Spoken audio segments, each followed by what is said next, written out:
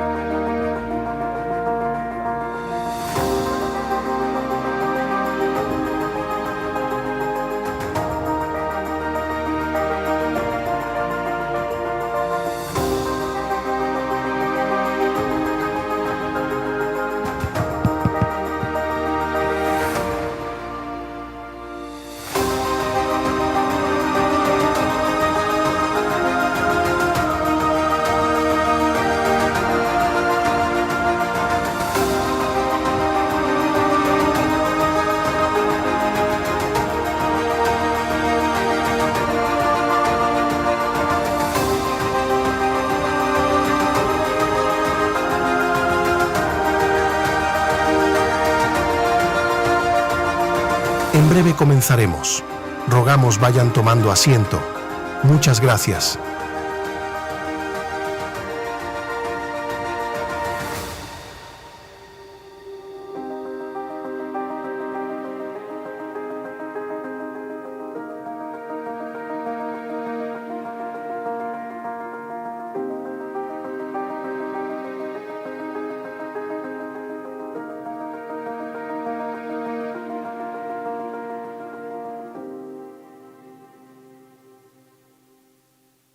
Bienvenidos a la Universidad Nebrija. Hoy, en el marco del ciclo de coloquios Jóvenes Asturianos y Liderazgo Innovador, Compromiso Asturias 21, celebra un nuevo episodio titulado Ideas Sostenibles Transformadoras. El coloquio contará con la participación de Javier Espina, biólogo y cofundador de Cantábrica Agricultura Urbana, startup dedicada a la agricultura hidropónica de interior. Sergio Álvarez, director de la Fundación Academia de la Moda Española, y Pablo Campos Ansó, fundador de Guppy, el servicio de car sharing 100% eléctrico.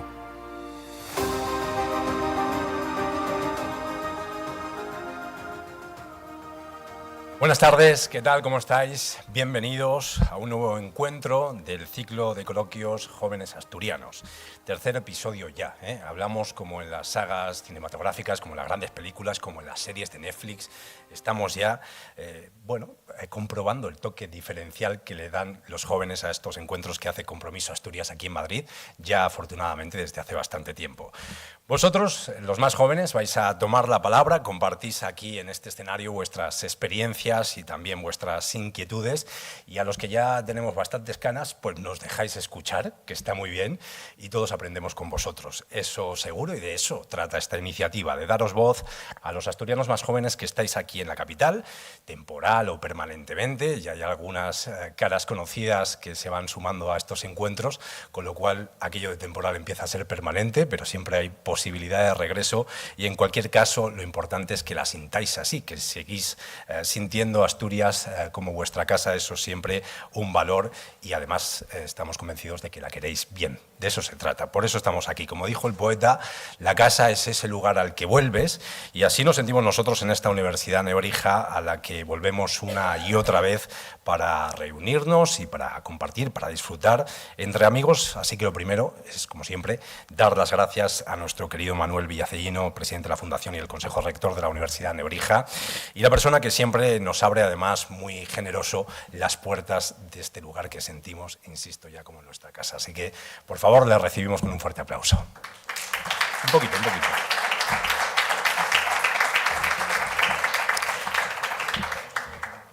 Manuel, estás invitado a decirnos algo si te apetece. Si no te apetece, estás más que perdonado, porque evidentemente empieza a ser un esfuerzo ya tener que saludarnos cada 2 por 3 a los asturianos que venimos aquí.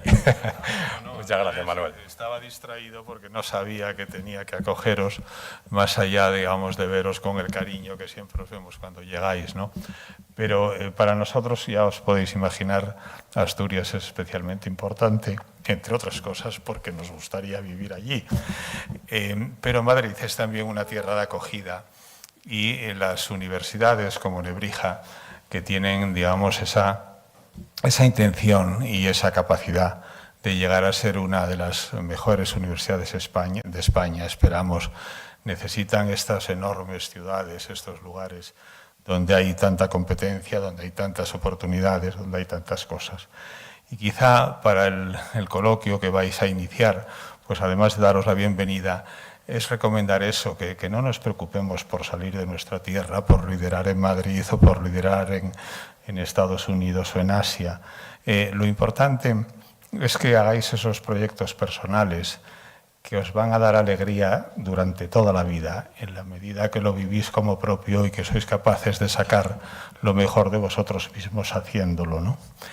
Y este es el único mensaje de Nebrija, o sea, nuestro proyecto formativo es simplemente cómo sacamos lo mejor de cada estudiante cuando llega a la universidad. Entonces, cómo lo impulsamos, pues es ser más activo, mejor profesional, mejor persona, pues más generoso, con más rendimiento. Y eso es lo que creo que además estos coloquios ayudan a todo el mundo. Porque no cabe duda que el liderazgo no es más que tratar de trasladar a los demás aquellas ideas, aquellas actitudes, aquellas reflexiones que les van a permitir a ellos pues, seguir un camino, digamos, tan activo, tan deseable como el vuestro. Entonces, felicidades por vuestro propio proyecto de ser líderes en lo que hacéis y siempre estaréis bienvenidos en esta institución. Muchas gracias.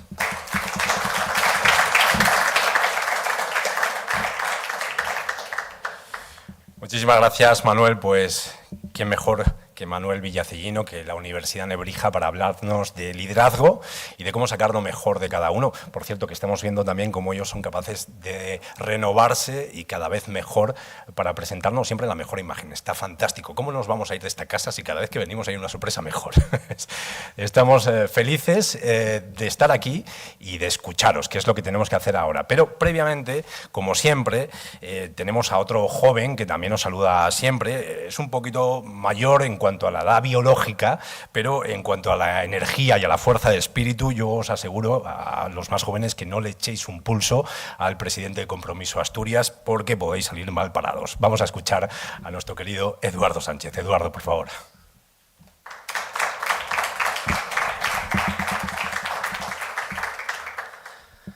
Pues muchas gracias, Pedro. Sí, lo de la energía... Y que dure, como decía el otro, ¿no? O sea, que fenomenal. Bueno, pues yo lo primero, agradecerle, aunque ya lo has hecho tú a Manolo y a toda su gente, porque nosotros estamos en nuestra casa. Y lo decimos además porque es así. Venimos aquí, esta es la casa de muchos estudiantes asturianos y nos sentimos como tal. Así que y trataremos de hacer en los próximos meses más actividades, porque creo que además... se dan en esta situación, o se da en este entorno, una situación que a mí me parece muy singular, ¿no? Y es que, qué mejor que cuando hablamos de jóvenes, cuando los jóvenes van a tomar ese liderazgo y nos van a hablar hoy, hacerlo en un entorno universitario, ¿no? Podríamos hacerlo en otros sitios, pero yo creo que la universidad y los jóvenes están muy ligados, ¿no? Y también Compromiso Asturias 21, ¿no? Pero Compromiso Asturias 21, y hoy también me gustaría dar un par de pinceladas de agradecimiento, porque esta es una organización que es lo que es, porque hay mucha gente trabajando desde el anonimato para progresar, para hacer cosas, para plantear iniciativas, etcétera, etcétera, ¿no? Y entre esas personas, entre esas organizaciones, está la Universidad de Nebrija. Hay un banco que hoy está aquí, que yo os animo a ver si de alguna manera pues podéis abrir alguna cuenta y tal, que está por ahí. Bueno, ya luego veremos el logo, ¿eh? O sea que, para no decir el banco tal, porque luego suena mal en la presentación, ¿entiendes? Hay una compañía de comunicaciones que es Cronistar, que nos ayuda mucho, ¿no? Pero sobre todo hay mucha gente. Más de 2.100 personas por todo el mundo, en 54 países, hablando y haciendo cosas por compromiso, ¿no? Y creo que además hoy podemos decir que cuando analizamos, y eso se encarga nuestra directora que está aquí, que es Reyes Señal, de hacer pues todas las encuestas, acabamos de progresar en una que es el tema de con los estudiantes asturianos para que nos digan qué es lo que piensan hacer, cuándo piensan volver, si pueden volver, si no, etcétera, etcétera, ¿no? Y cada vez nos damos cuenta que si mañana queremos una Asturias mejor, chicos y chicas, vamos a tener que trabajar duro. Y va a estar en vuestras manos y en vuestra mente. Los que somos un poco ya mayorinos, pues vamos a seguir trabajando lo que podamos. Pero el futuro de Asturias y eso creo que es palpable desde cualquier perspectiva, depende de la gente joven, los que están allí y los que estáis aquí, y los que están por todo el mundo, ¿no? Y Compromiso lo que quiere, en el fondo, es que todos vosotros nos juntemos con la gente que vive allí para que, insisto, esa Asturias sea mejor mañana que pasado, que hoy, ¿no? Así que yo os animo, y creo que esta es una petición que lo he hecho más de una vez en alguno de mis comentarios, ¿no? Pero particularmente me gusta hacerlo cuando estamos en un entorno con gente joven, y es implicaros en el futuro de nuestra región. Implicaros, por favor. No podemos dejar que el futuro se elabore, se diseñe sin vuestra colaboración, sin vuestra aportación, sin vuestra, digamos, implicación. Es vital, es vital. Y me pongo serio porque creo que estamos hablando de algo que luego nos va a afectar a todos, ¿no? Como vamos a escucharos ahora, pues nos vais a contar ya lo que estáis haciendo.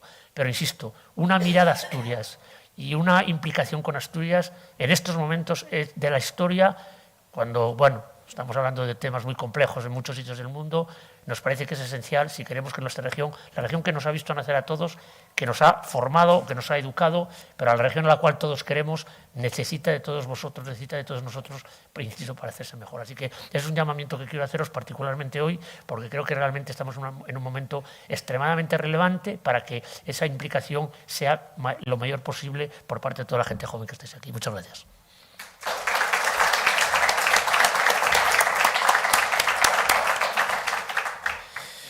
Muchísimas gracias por esos mensajes siempre tan atinados y apropiados y que escuchamos con mucha atención y que yo estoy seguro de que van a ser muy valorados por los más jóvenes y nos van a hacer caso, Eduardo, y nos van a dejar una Asturias del futuro maravillosa. Y vamos a ver por dónde pueden ir en ese camino, ¿no? Yo empiezo ahora con un momento Radio Fórmula, que voy a llamar. Yo empecé en esto de la Radio Fórmula, no sé si sabéis lo que es, porque no sé cómo funciona ahora, como Spotify se lo ha comido todo, pero en su momento lo que hacíamos era hablar sin sentido mientras manipulábamos ordenadores. Eso era la Radio Fórmula, ¿no? Presentar canciones mientras estabas con otros aparatos.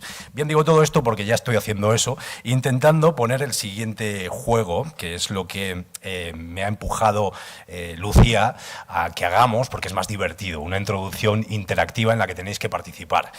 Lo que pasa que me acordé hoy que la última vez que hicimos esto habíamos cogido una aplicación gratuita porque no sabíamos muy bien cómo hacerlo y Eduardo dijo, Compromiso Asturias está muy saneada, tenemos posibilidades económicas para hacer cosas, y yo pensaba, pero si no pedí ni la licencia, ¿no?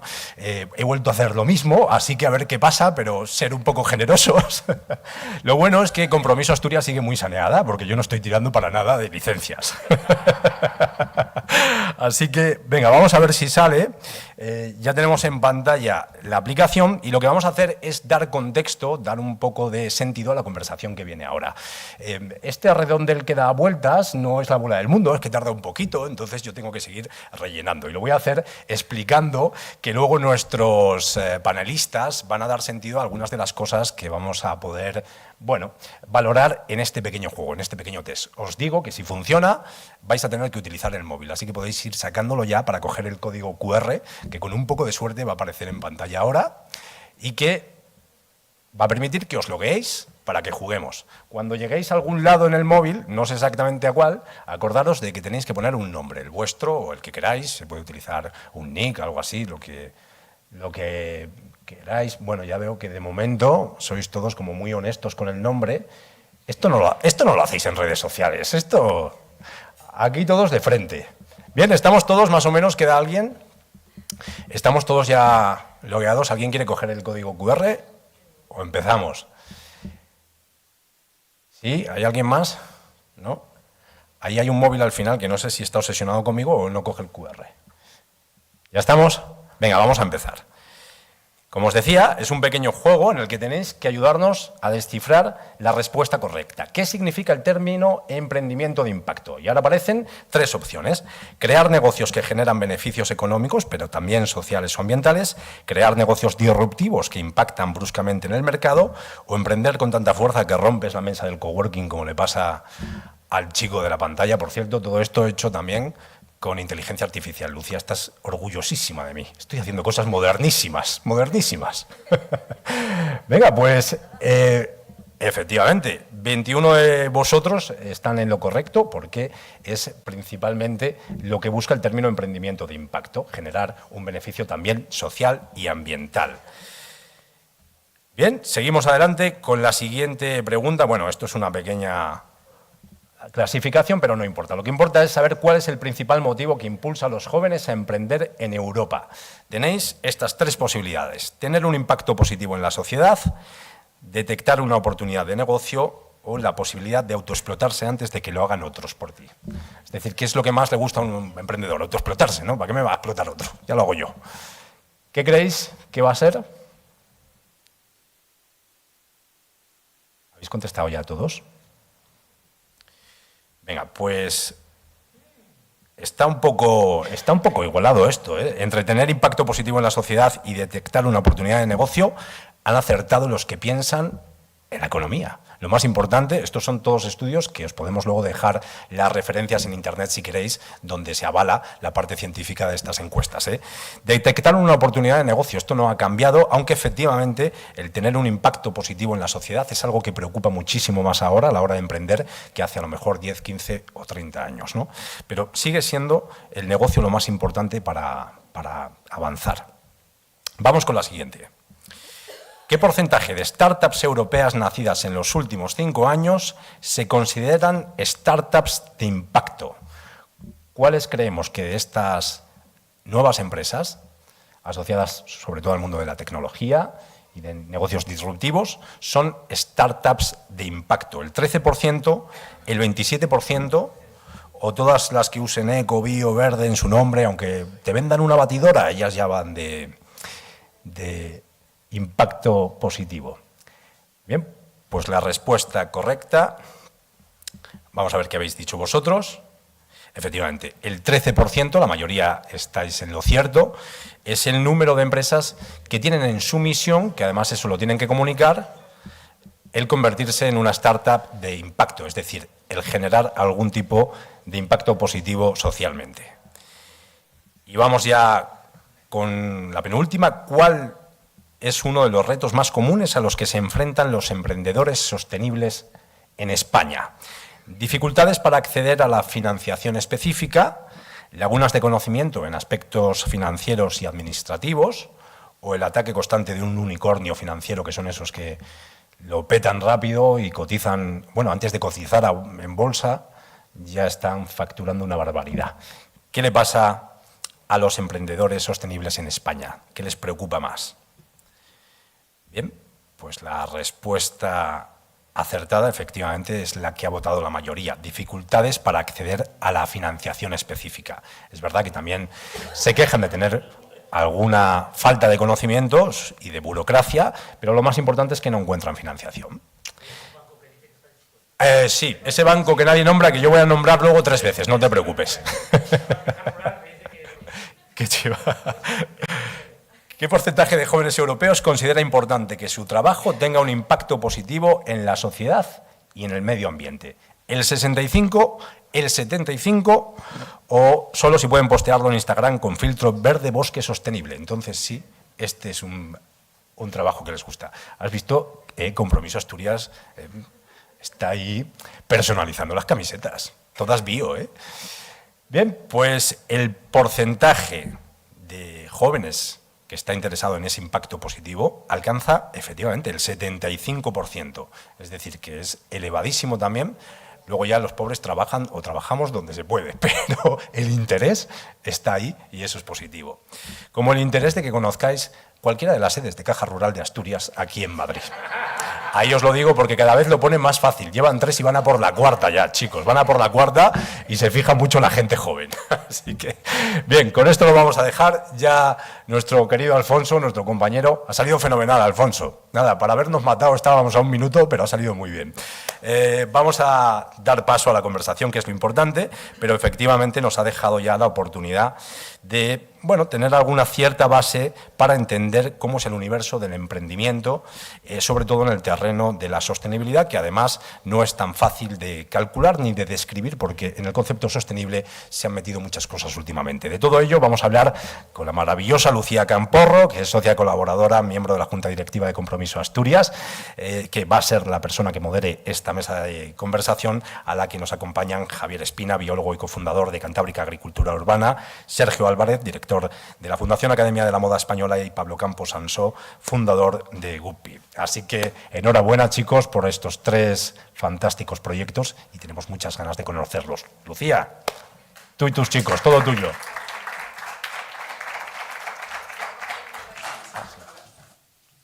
De nuestra... Sí. Genial.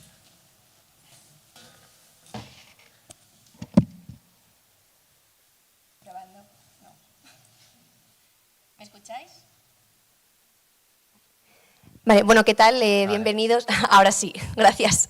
¿Qué tal? Bueno, bienvenidos los que sea vuestra primera vez en un evento de jóvenes de Compromiso Asturias, y bienvenidos nuevamente los que sean ya repetidores de los ciclos que estamos empezando a montar. Este es ya el tercero para los que no hayáis venido nunca. Y como comentaba Pedro, yo estoy ahora mismo de vocal en la Junta Directiva de Compromiso, y empezamos con estos ciclos el año pasado, que espero que os guste mucho.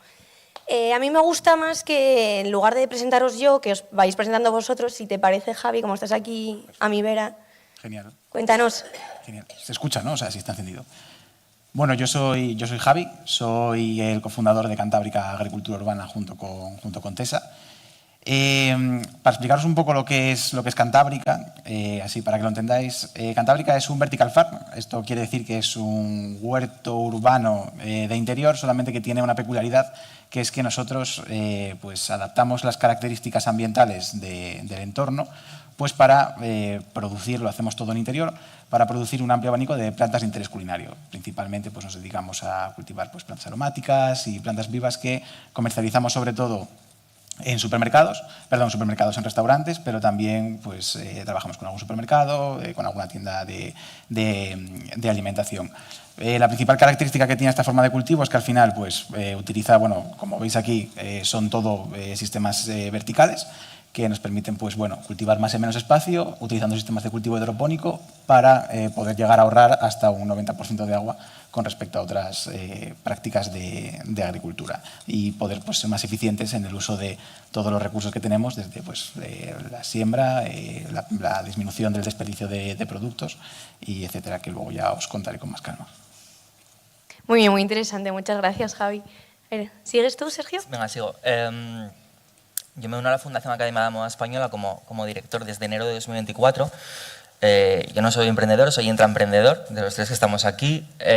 Me uno a la Fundación desde, como decía, desde el año pasado, desde enero, aunque la Fundación se crea en el año 2020. La Fundación Academia de la Moda Española surge principalmente por impulso de la Asociación de Creadores de Moda de España, que es la asociación que defiende los intereses de los diseñadores y creadores de moda a nivel nacional, y la crea principalmente porque considera que ya la asociación desarrolla proyectos que van más allá de sus propios fines, que al final es defender los intereses de sus asociados y buscar la competitividad del sector. Se crea la Fundación para abrirse a lo que llamamos nosotros el ecosistema de la moda española y poder desarrollar proyectos que hagan frente a los retos y desafíos de la moda española, tanto presentes como futuros. En ese sentido, contamos, como todas las fundaciones, con 4 ejes fundacionales. En nuestro caso son 4 fines fundacionales. El primero sería el reconocimiento de la moda española a nivel nacional e internacional, y por ello desarrollamos, el principal proyecto que desarrollamos en ese sentido son los premios Academia de la Moda Española, que son unos premios que hacemos en colaboración con Televisión Española. Aquí veis justamente, es una foto de la primera edición, que es la edición de 2024, del año pasado. Este año, segunda edición, mismo sitio. Nos podréis seguir el 17 de julio en la 2 de Televisión Española. Cuanto más gente lo vea, muchísimo mejor para todos, y así ganamos audiencia, que tengo varios objetivos en ese sentido. Pero también desarrollamos otros tipos de proyectos más de ámbito social. El segundo fin fundacional es la pervivencia del oficio, la pervivencia de las maestrías artesanas. En ese sentido, ahora mismo estamos con un proyecto pionero en España, que es un proyecto de formación y acompañamiento empresarial a las artesanías de la moda. Es un proyecto que hacemos en colaboración con CUNEF Universidad, y le damos formación en esas habilidades empresariales a diferentes artesanos que quieren escalar su proyecto empresarial, consolidarlo, internacionalizarse, diferentes objetivos dentro del programa que podéis investigar en nuestras redes o en nuestra página web. Y luego, por último, nuestros dos últimos fines serían, por un lado, la sostenibilidad, responsabilidad social y medioambiental, sobre todo enfocado en lo que es la sensibilización, concienciación y educación del consumidor de moda. Nosotros lo llamamos más usuario que consumidor, porque entendemos que la ropa se usa, no se consume. Por tanto, si ya empezamos a cambiar el lenguaje, pues vamos a empezar a cambiar cultura de consumo y mentalidades. Y luego, por último, la digitalización, como eje estratégico, la digitalización y la incorporación de nuevas tecnologías a procesos creativos, ¿no? Y al final aquí está la eterna inteligencia artificial, que está en todos lados. No sé si habéis escuchado el otro día al CEO de Inditex, Óscar Maceiras, diciendo que la inteligencia artificial no va a reemplazar a ninguno de sus trabajadores en Inditex. Inditex ahora mismo cuenta con más de 500 trabajadores en su sede de Arteiso, para que os hagáis una idea, y nadie va a ser reemplazada por la inteligencia artificial, sino que entiende, igual que nosotros, desde la Fundación, que la inteligencia artificial es una herramienta y lo que es irreemplazable es la creatividad humana, ¿no? Que al final nosotros le damos el input a la máquina, solamente que nos permite ser más eficientes. Es que me enrollo mucho en tu tiempo. No, yo también, te entiendo. Bueno, y Pablo, cuéntanos.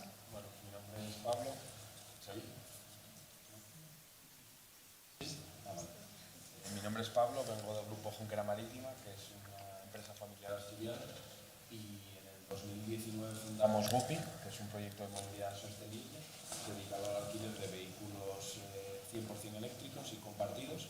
Nace en el 2019 en Asturias con 50 vehículos y después de una serie de años de crecimiento, pues estamos muy contentos con haber sido capaces de abrir el servicio en Madrid este 1 de enero del 2025. Así que está muy reciente y como sois todos buenos asturianos viviendo en Madrid, espero que probéis el servicio en Madrid y también podáis conectar una ciudad con otra. Pues muchísimas gracias a los tres. Si os parece, voy a haceros una pregunta, la misma pregunta a los tres, a ver qué opináis, por ir conectando un poco las preguntas que tenía antes Pedro. Es que me gusta mucho la de las batidoras.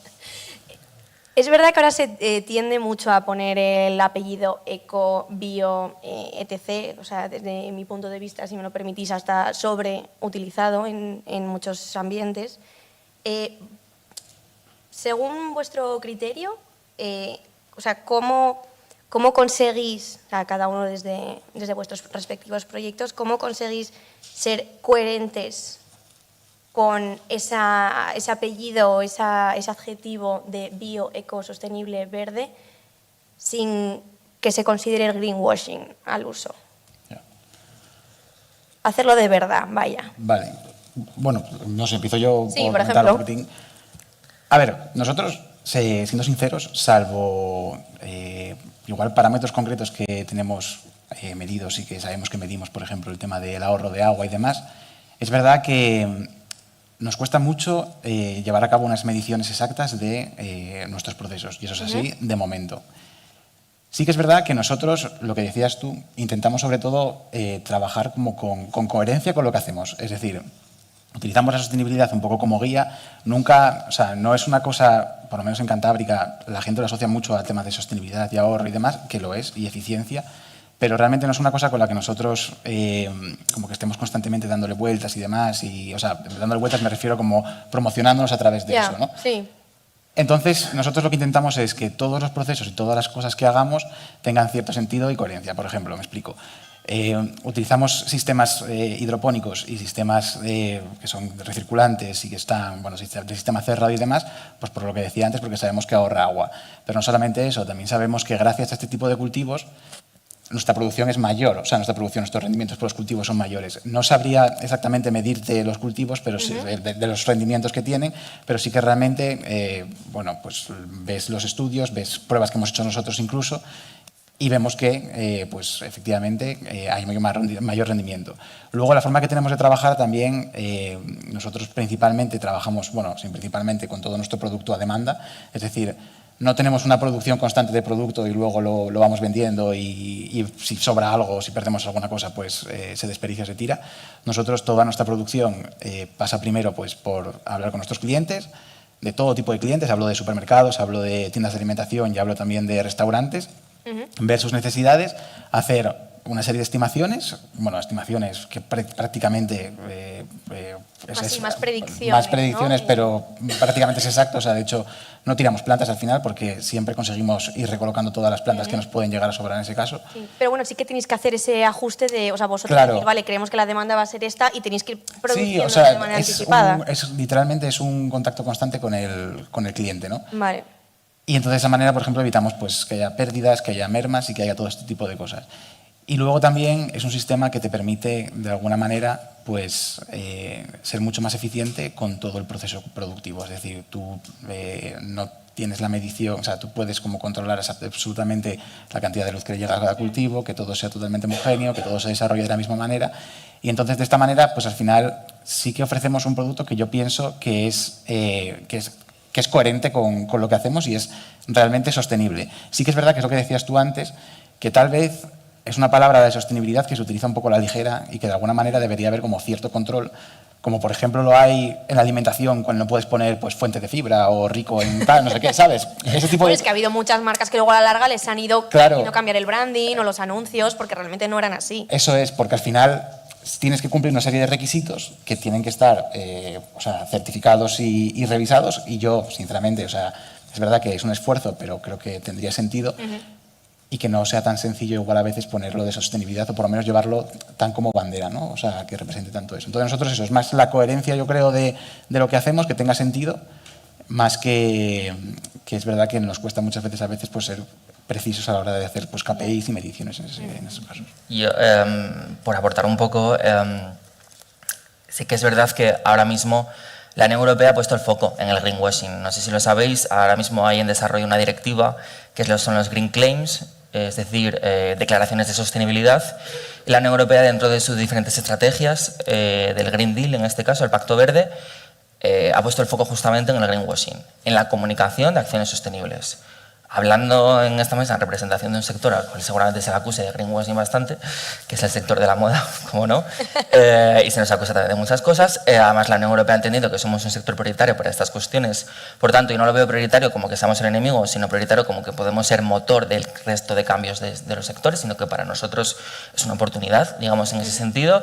Lo que dice la Unión Europea en esa normativa, que aún no es pública, pero se va a publicar dentro de poco, y que se va a aplicar a todas las empresas, salvo microempresas, y se aplica a todos los sectores, es multisectorial, pero nosotros, como hacemos todo el rato marketing y campaña, así que ahora estamos en ello, lo que se determina es que tú no puedes poner sostenible, solo sostenible. O sea, cualquier declaración ambiental tienes que declararla en datos. En datos, además, que no sean tuyos propios, no pueden ser autodeclaraciones, sino que tienen que ser declaraciones de terceros. Es decir, tú tienes que no pagar, pero bueno, depende del acuerdo que tengas, ¿no? Pero tienes que contratar, vamos a decir, que tienes que contratar a una agencia o a una agencia auditoría. Una auditoría, o ¿no? una certificadora que pueda asegurarte que tú puedes utilizar ese tipo de, vamos a decir, de declaraciones ambientales. ¿Qué está ocurriendo en ese sentido? Porque la gente está viendo las orejas al lobo, y lo que está ocurriendo en nuestro sector, por ejemplo, es que se está pasando del greenwashing al greenhashing, es decir, callarse. Entonces, lo que está pasando en nuestro sector es que nadie quiere hacer declaraciones ambientales. ¿Por qué nadie quiere hacerlo? Porque no es peor que te pongan una multa, porque las multas no son muy altas. O sea, por ejemplo, a grandes empresas que más les da 500.000 euros de multa de la Unión Europea, eso no es nada. El problema es la pena de telediario. Nadie quiere ser la primera empresa en Europa que esté sancionada por un tema de greenwashing, porque serás toda tu vida la que utilizó un mensaje, una declaración que no era de verdad. Ya, te va a hacer más daño. Legal, coherente o demás. Daño reputacional. Claro, entonces, por ejemplo, nosotros desde la Fundación estamos en contra del greenwashing y lo que intentamos es siempre la comunicación en positivo del sector. Al final está la eterna pelea de que el sector de la moda es el segundo sector más contaminante del mundo, lo cual os anticipo que no es cierto.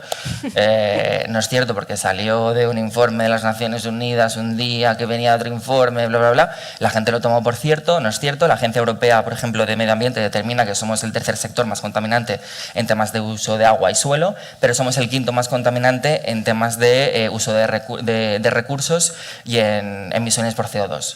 Por tanto, malos seremos, pero tan malos tampoco. Entonces, en ese sentido, lo que nos viene peor a todos, además, para tener esa imagen del sector, es decir que no hacemos las cosas bien.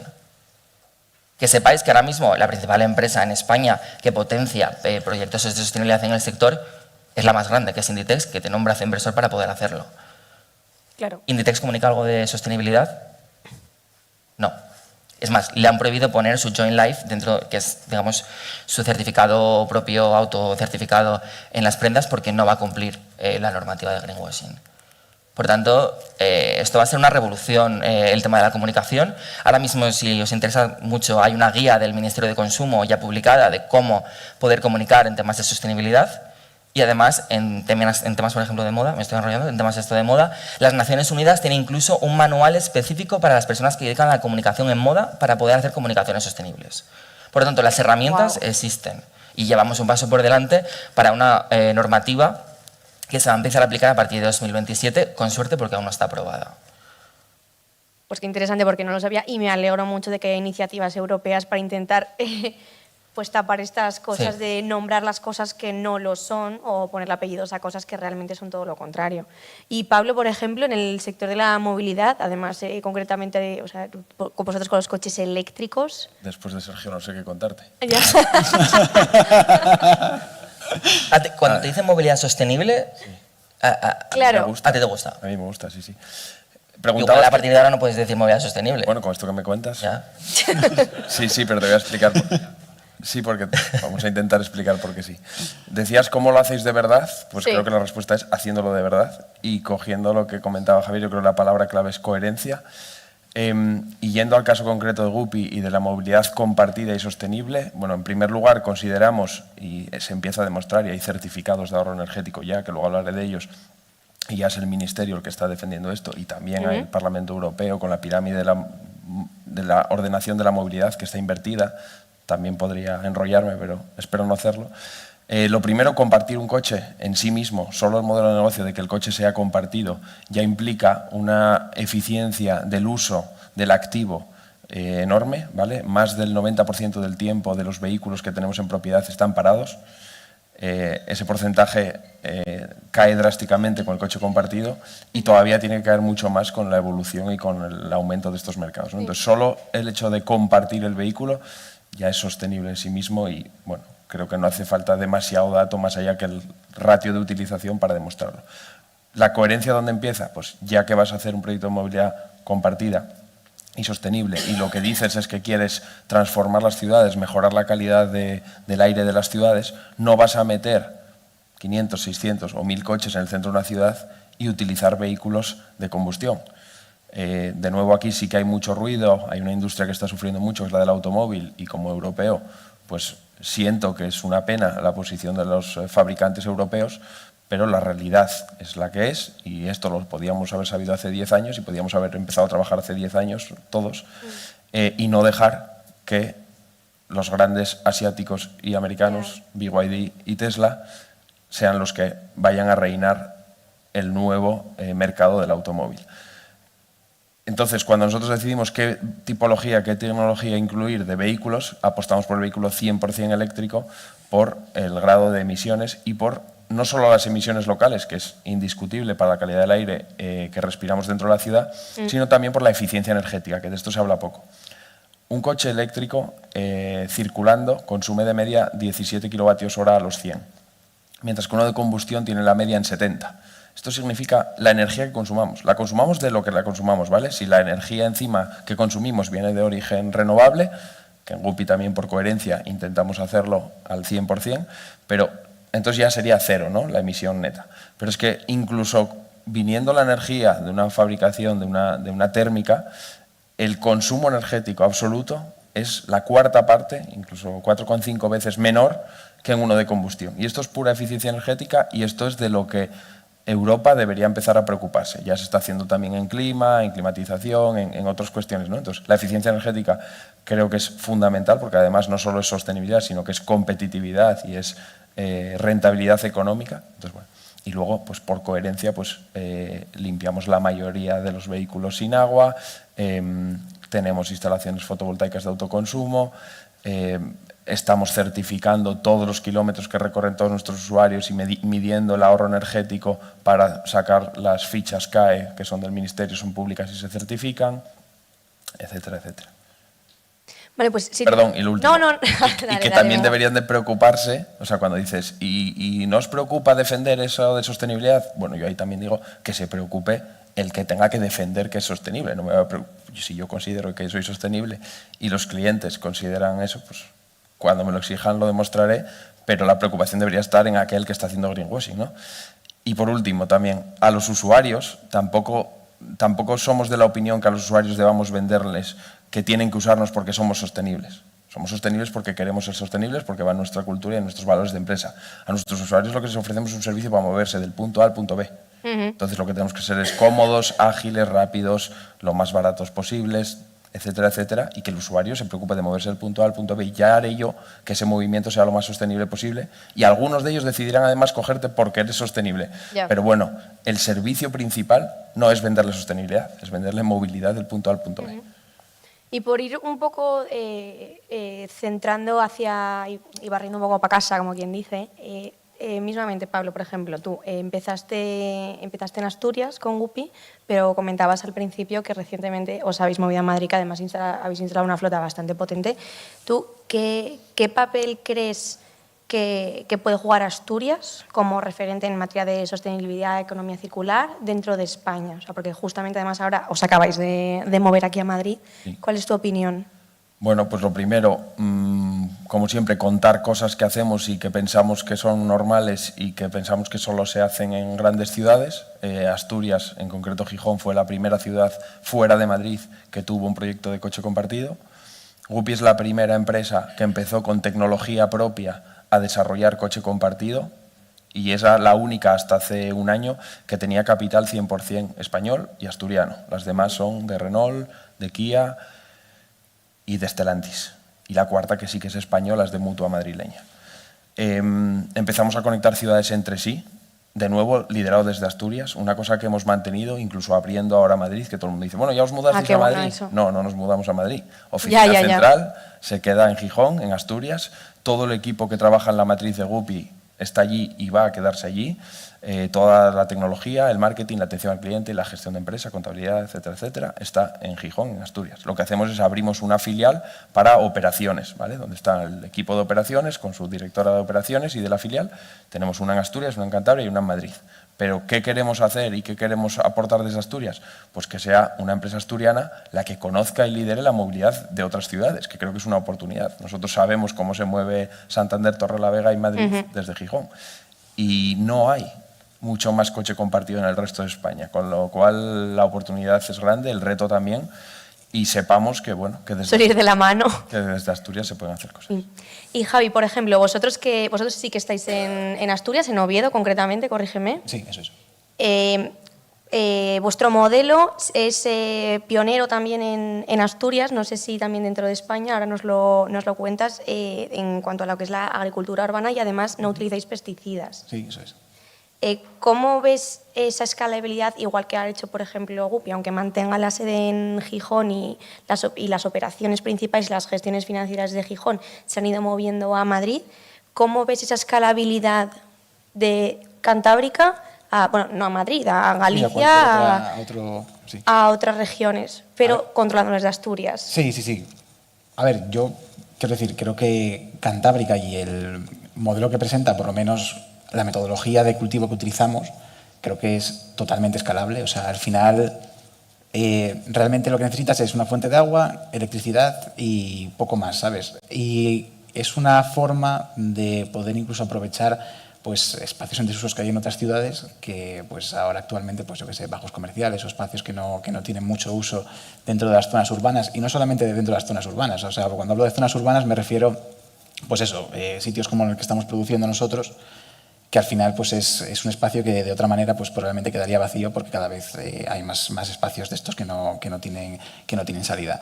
Pero al final nosotros también no solamente lo vemos como algo que se pueda desarrollar y que se pueda escalar en una ciudad, sino que es algo que puede llegar incluso a complementar a las prácticas agrícolas convencionales de toda la vida. O sea, que esto lo puedas instalar en unos campos, igual a través de una nave industrial, o sea, una nave industrial, no, perdón, un container o algo así, que sean pues, pequeñas unidades que puedan, por así decirlo, servir como de complemento a agricultores. De hecho, nosotros en su momento hacemos visitas y vinieron agricultores, bueno, porque estaban muy interesados en lo que hacíamos, porque era una cosa como nueva. Que nosotros no somos pioneros en España, o sea, de esto existen, sí que hay más empresas que antes que nosotros ya estaban funcionando.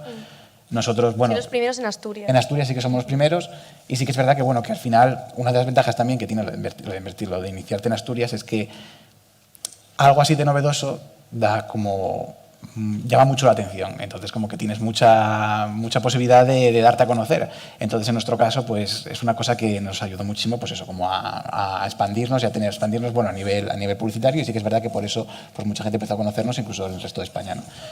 Pero lo que decía del tema de los agricultores es que me vinieron y ellos son agricultores que trabajan en ecológico, o sea, que tienen certificación ecológica.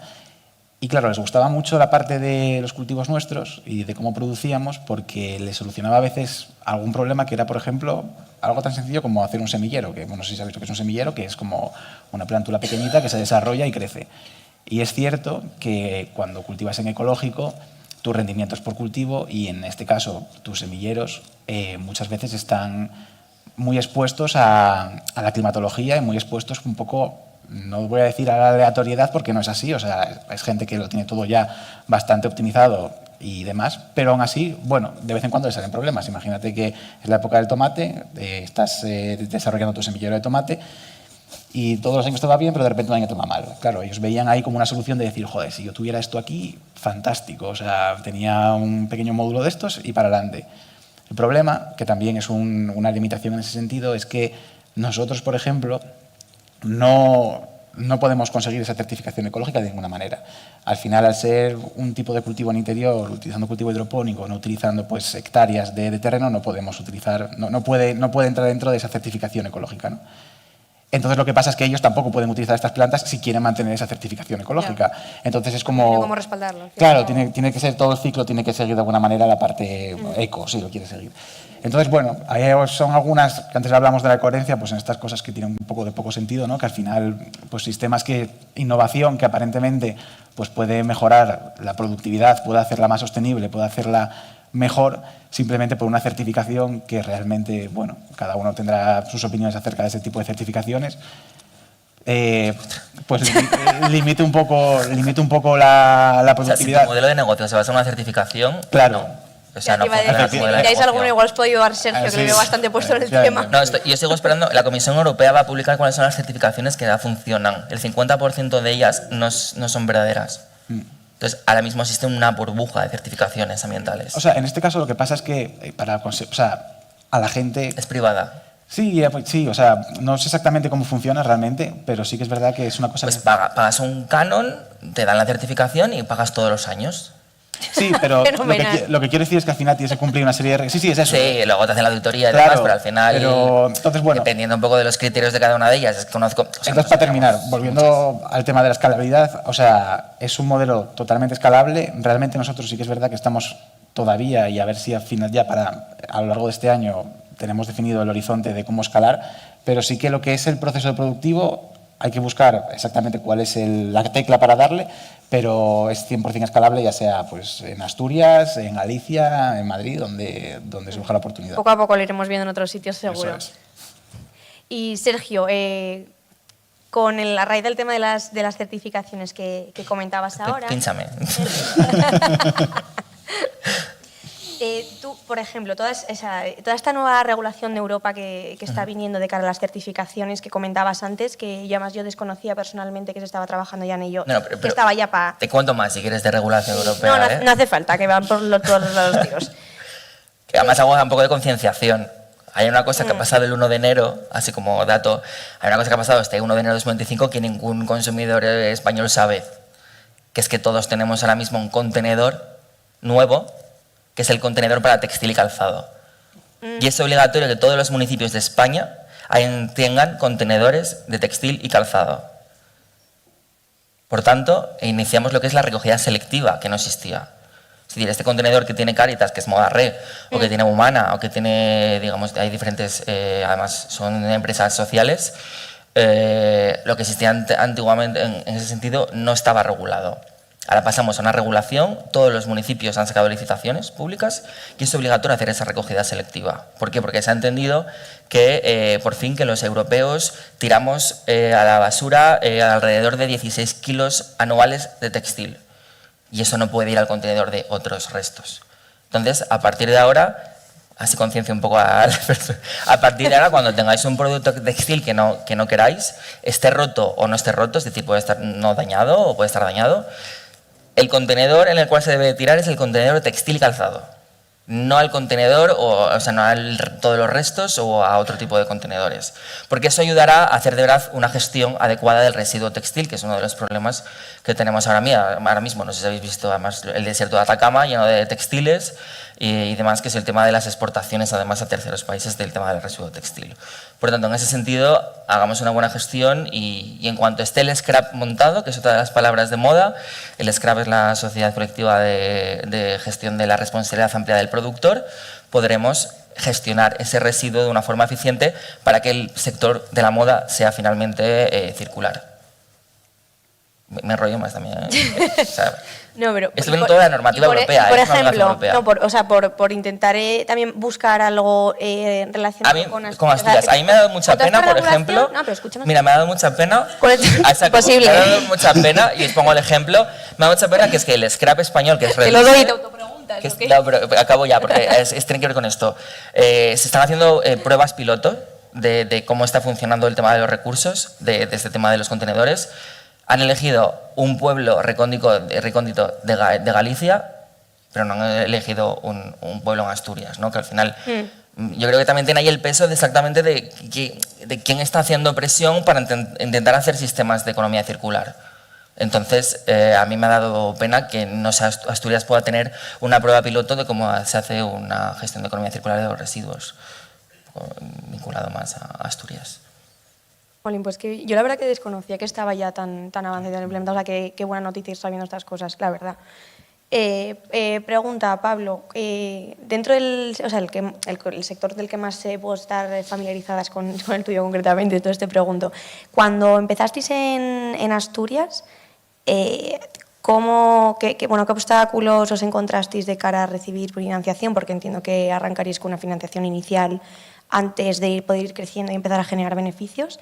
¿Hay algún tipo de financiación del propio Principado de Asturias que se utilice, cosa que podéis utilizar vosotros como movilidad sostenible, ¿no? ¿De dónde conseguisteis, o sea, cómo empezasteis a gestionar y empezasteis a crecer? ¿Y qué obstáculos os encontrasteis? Bueno, pues desde el principio combinamos financiación privada y pública y sí que es verdad que hay mecanismos públicos para lanzar el proyecto. De hecho, ¿Propios del Principado, digo, o venís a nivel nacional? locales, regionales y nacionales. Hemos acudido a todos. Sí. Recursos de Gijón Impulsa, en nuestro caso, cuando nacimos, Principado de Asturias, CEI y Sequence, y nacionales, LIDAE principalmente y los programas MOVES. Entonces, hay bastante financiación pública, sí que es verdad que siempre tiene que ir acompañada y respaldada por financiación privada. También en un momento de crecimiento nos apoyó la SRP, Sociedad Regional del Principado, que también es semipública o pública. Y casi te diría que el reto financiero es más ahora, cuando de verdad el salto de tamaño empieza a ser serio, que durante el nacimiento. De hecho, bueno, lo que es desarrollar tecnología, construir la empresa, etcétera, es más alcanzable en ámbito financiero, pero ahora que realmente ya tienes todo montado, demuestras escalabilidad, etcétera, y realmente lo que hay que es financiar grandes flotas y crecer de verdad y competir con los grandes competidores de Madrid, ahí sí que el reto es intentar financiero. subir de escala en volumen, eso es lo complicado. Sí. Pero bueno, las barreras reales no fueron y no suelen ser esas, sino que suelen ser legales, burocráticas, administrativas. Al final estás transformando la movilidad de las ciudades y necesitas de la colaboración público-privada. Prueba de ello y muestra de ello es que estamos antes en Madrid que en Oviedo, cada uno que saque sus conclusiones.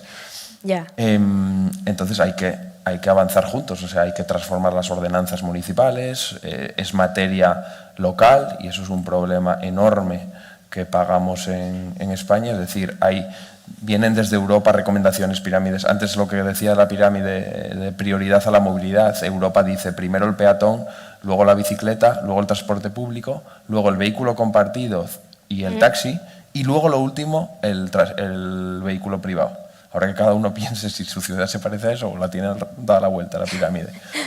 Entonces eso viene de Europa. España lo trata de adoptar, Ministerio de Transición Ecológica, programas, ayudas, normas, el IDAE, y luego llegas al ayuntamiento, que es el que regula la ordenanza de movilidad y de urbanismo, que ambas afectan a un modelo de negocio como este, ¿no? Y cada ayuntamiento hace lo que quiere. Entonces, primero, ser capaz de hacerlo en cada ayuntamiento es un reto, pero luego pretender escalar y que esto se pueda replicar, pues cada ayuntamiento es un parto. Entonces tú dices, bueno, hay 20 ciudades por hacerse en España el año que viene, pues a 9 meses por ciudad, inténtalo. Ya, que y a ver si puedes. Vamos, conclusión, la burocracia, básicamente, ¿no? Sí. Sí. Bueno, Javi, por ejemplo, y la ley. caso. En cuestiones que supuestamente se promocionan y son buenas para las ciudades. De hecho, en los propios ayuntamientos conviven los dos mensajes. Tenemos que apostar y reforzar la movilidad sostenible, pero nos da miedo quitarle la plaza de aparcamiento al vecino para su coche privado. Entonces, algo falla. Porque hace ruido al que le quitas la plaza de aparcamiento. Los 10 que usan el mismo coche y la misma plaza en un día, son 10 beneficiados frente a un perjudicado. Esos no se les oye, claro. Ya. ¿Y vosotros, Javi, qué es lo más complicado o el reto más grande al que os enfrentasteis cuando estabais arrancando? O sea, a ver, es que nosotros lo que nos pasó... Resoplas.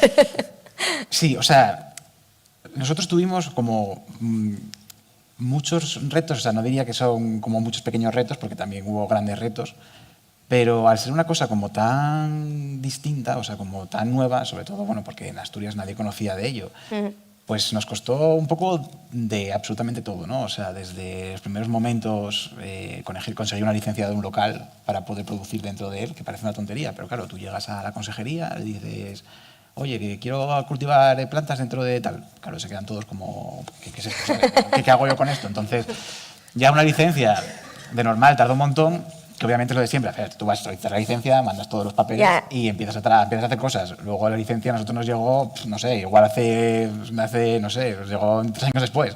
La licencia de apertura del local, pues desde eso. Luego, que claro, o sea, nosotros una cosa que nos pasó es que somos biólogos.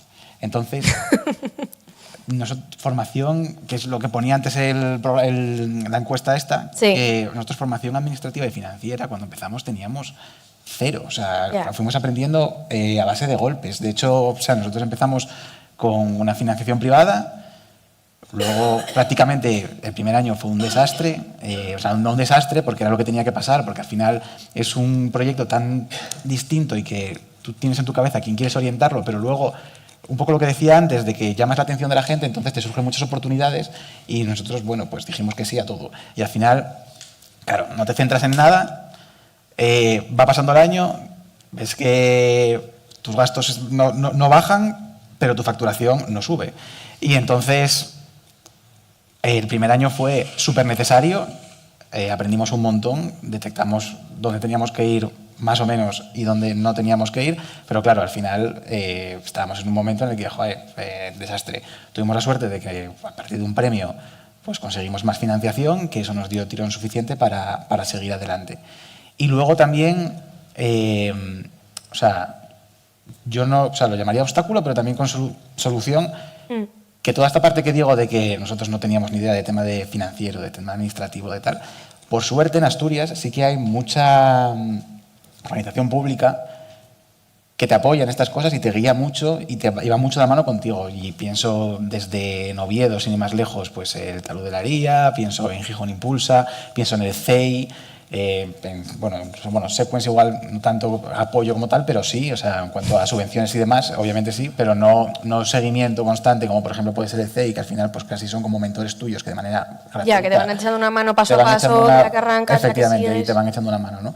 Pero yo creo que sobre todo eso, y luego, claro, a nivel burocrático, pues lo de siempre, vas pegándote golpes y vas solucionando los problemas que vas teniendo. Y además nosotros al final estamos también como en un limbo entre producción primaria, porque aquí donde nos veis somos agricultores, o sea, realmente somos producción primaria, pero a medias. Por otra parte, también somos industria alimentaria, es como que estamos ahí y que nadie quiere realmente mojarse sobre en qué sitio estamos. Entonces, como que siempre es un limbo en el que tienes un poco incluso de miedo e incertidumbre a decir, joder, estoy haciendo las cosas bien, es por donde tengo que ir, no, tengo que...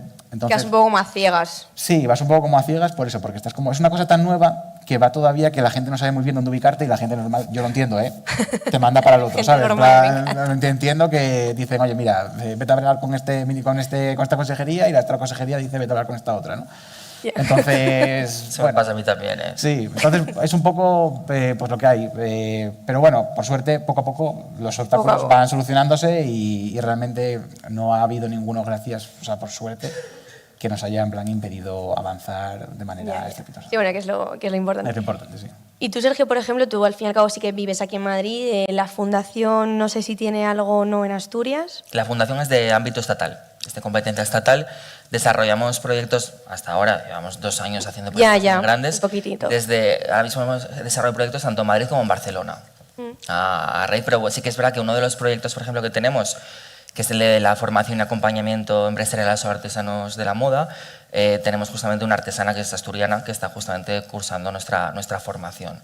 Entonces, bueno, al final tenemos una capilaridad territorial bastante interesante con los diferentes proyectos que hacemos, porque son convocatorias a nivel nacional, y entonces intentamos hacer diferentes cosas en todas las partes de España. Ojalá poder hacer un proyecto al año en cada provincia, comunidad autónoma y demás, pero al final nuestro presupuesto es limitado, ¿no? No sé si vas por ahí del tema de... No, o sea, por ejemplo, es una fundación sin ánimo de lucro, lo cual conlleva, bueno, lo sabréis también vosotros, lo cual conlleva levantar una fundación sin ánimo de lucro que no sea corporativa, porque normalmente las fundaciones que funcionan son corporativas, porque al final hay una empresa detrás que te respalda con un presupuesto anual. Nosotros somos una fundación que la crea una asociación, pero al final nosotros somos una fundación ahora mismo 100% privada, y de financiación 100% privada, entonces no hemos tenido tampoco ningún apoyo público.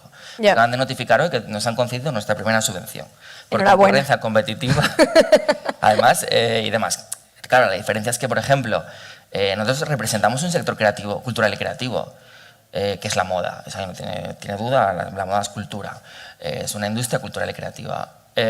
Existen otras academias, la Academia de las Artes Escénicas, la Academia del Cine, demás que también hacen el mismo labor que nosotros de aglutinar el sector y hacer proyectos. Tienen subvenciones nominativas en los presupuestos generales del Estado. Y yo voy al Ministerio de Cultura a pedir una subvención nominativa igual que ellos y me dicen que, bueno, no voy a decir lo que ahora me dicen, pero me dicen, bueno, es que tenéis poco recorrido. Vamos a decir que dice eso. O al final somos lo que le pasa un poco a Javi. Nosotros, la moda, industrias, culturas, comercio, empresa, transición ecológica, de repente tenemos un PERTE. Entonces al final ya no sabes... ¿a quién? Ya, hacia qué palo. No, es muy complicado, porque además, sobre todo cuando tienes unos proyectos tan variados, digamos, con tantos ámbitos de actuación, es muy complicado. Por ejemplo, van a ser unas subvenciones ahora, pero el Ministerio de Derechos Sociales de Agenda 2030, para hacer cuestiones de Agenda 2030, ¿no? Porque es como entramos en temas de sensibilización. O sea, el interlocutor institucional es una cosa que nos lleva por el camino de la amargura y al final que se tiran la pelota unos a otros es que nadie se hace responsable del sector. Entonces ahora mismo es un sector que representa el 2,9 del PIB español, pero no tiene casi financiación pública, por ejemplo, ¿no? Y somos una industria cultural y creativa, igual que el cine, igual que la música, igual que y sí cuentan, ¿no?, con ese apoyo. Entonces es complicado esa pelea de asuntos públicos, pero bueno, seguimos en la lucha, siempre. Y paralelamente a que no os consideren para este tipo de subvenciones y demás, ¿tú, por ejemplo, verías viable o incluso creerías que puede llegar a haber interés en alguno de los eventos que estáis empezando a organizar ahora tú como director que estás de la fundación, hacerlo en Asturias? O sea, ¿a ti te gustaría y crees que sería viable y sería posible?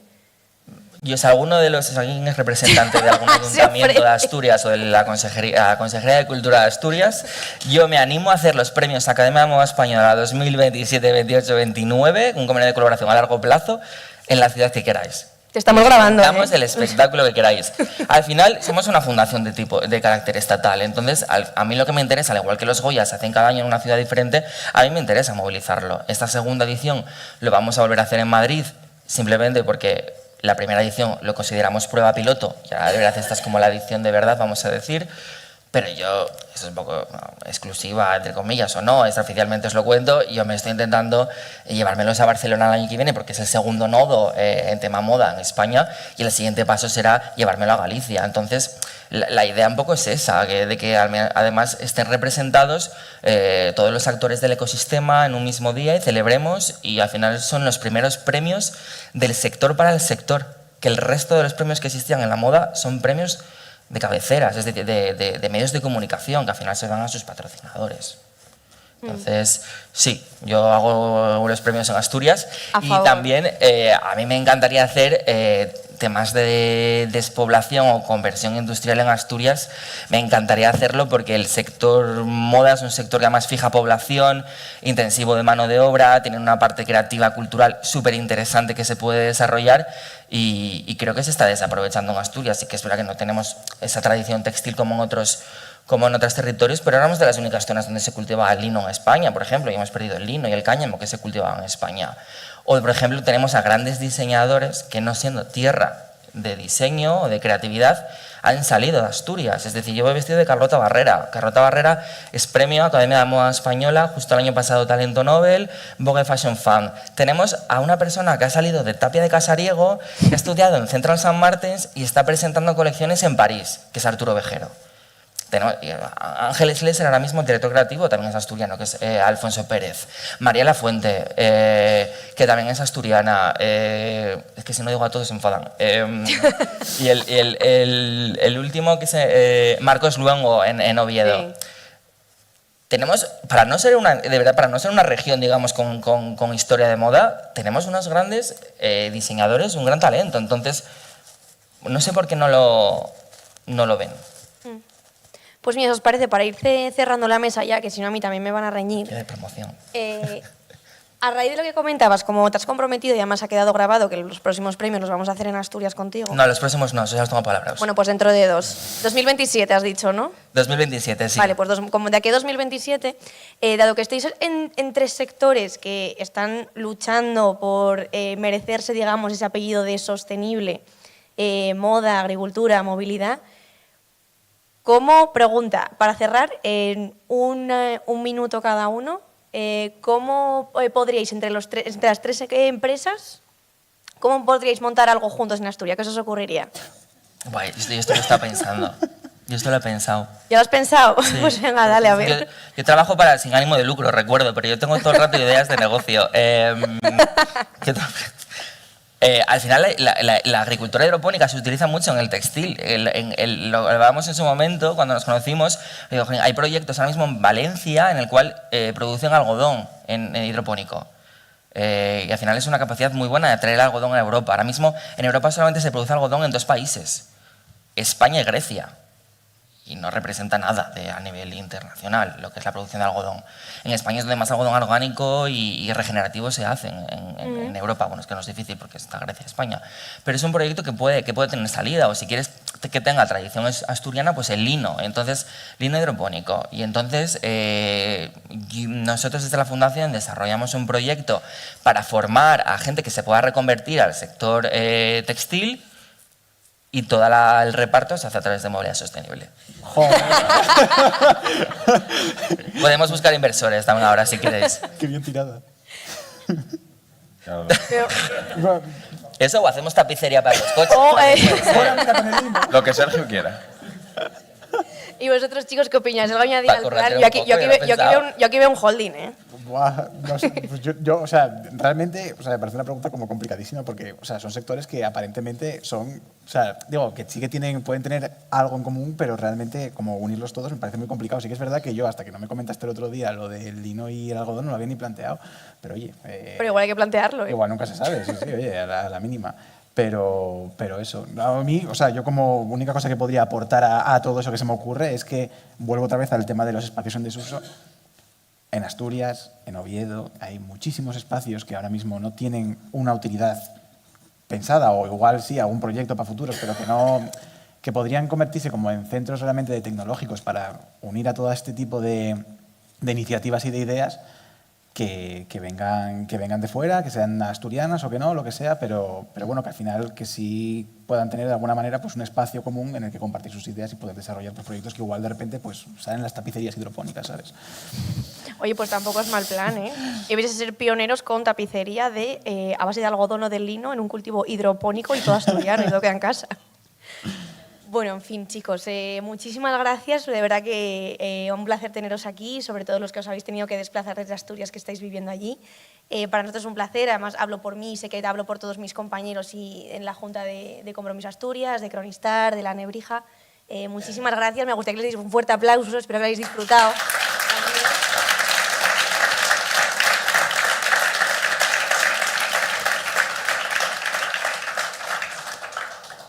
Y nada, por mi parte, muchísimas gracias de seguir acompañándonos en este tipo de eventos y de ciclos.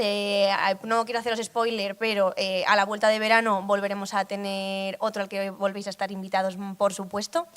Y ahora, si nos queréis acompañar a tomar una cervecita y un vinito y la comentamos fuera, pues fenomenal, que ya toca. Muchísimas gracias.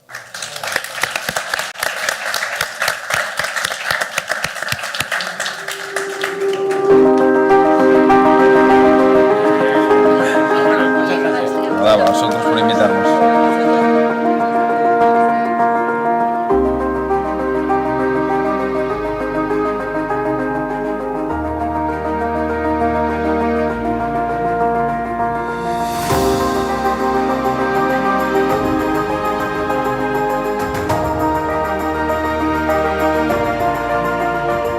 Universidad Nebrija. Nosotros lo resumimos en un lema: pasión por saber y pasión por emprender.